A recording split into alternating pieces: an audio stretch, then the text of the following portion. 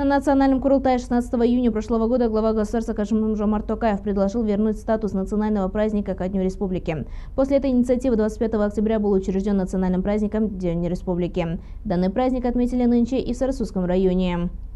На центральной площади города Жанатаса собралось немало людей. Мероприятие, посвященное Дню Республики, началось с конного парада. Затем был организован молодежный флешмоб. А в небе развивался наш государственный флаг. Аким Сарасурского района Сакен Мамытов выступил с поздравительной речью.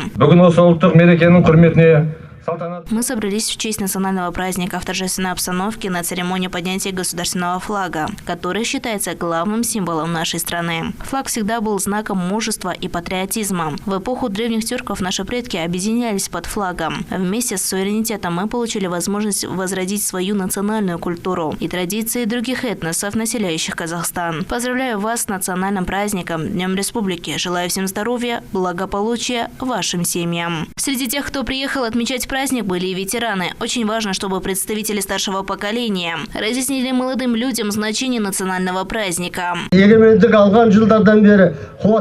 С тех пор, как обрели суверенитет, мы стали государством, признанным во всем мире. Сегодня в честь этого национального праздника мы принимаем участие в церемонии поднятия государственного флага в нашем районе. Пусть наш флаг, который считается нашей гордостью, всегда парит высоко. Праздничное мероприятие завершилось концертной программой. Дана Самат, Алимжан Ахпаев, 7 News.